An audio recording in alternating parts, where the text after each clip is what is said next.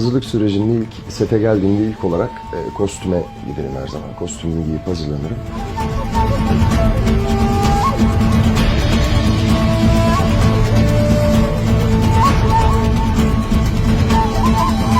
Kostümden çıktıktan sonra ilk olarak saça gidiyorum.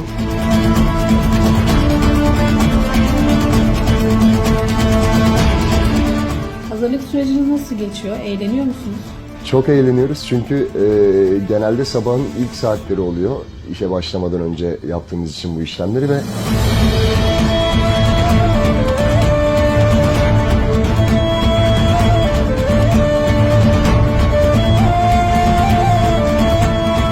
bütün oyuncu arkadaşlarımız, set arkasındaki makyöz ve kuaför arkadaşlarımız da çok iyi anlaştığımız için zaten güne çok enerjik başlamamızı sağlıyor bu aramızdaki bağ.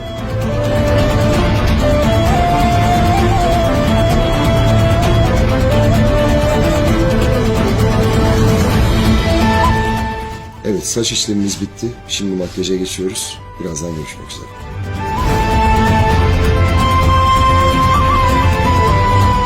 Çekilen sahneye göre hazırlık sürecinizin de süresi değişiyor mu? Tabii, genelde çektiğimiz aksiyon sahnelerinde sahnenin durumuna göre herhangi bir yara veya işte çok uzun süren bir savaş ise tabii ise o sahnesi ise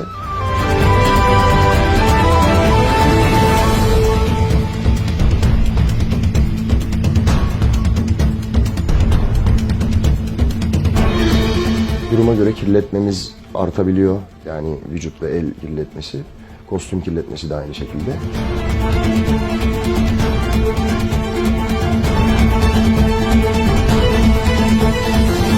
En son aynaya bir Boran bakışı attınız. Hazırlık süreciniz bitip ayna karşısına geçtiğinizde nasıl hissediyorsunuz? Yiğit'ten Boran'a geçmemde büyük pay sahibi oluyor tabii. Bütün hazırlıklarımı bittikten sonra aynada kendimle baş başa kalmak. Dediğim gibi zaten süreç de bunu çok destekleyici bir şey. Burada zaten platoya girdiğinizden itibaren dış dünyayla bağlantınızı bir nevi kesiyorsunuz ve doğal olarak zaten atmosfer sizi onun içine itiyor. Bir de tabii 4. yılımız, 4 yıldır aynı karakteri aynı heyecanla oynamak da tabii ki çok başka bir durum. Evet, tüm hazırlıklarımız bitti. Son olarak az önce bahsettiğim gibi zırhımı ve kemerimi takıp sete geçeceğim.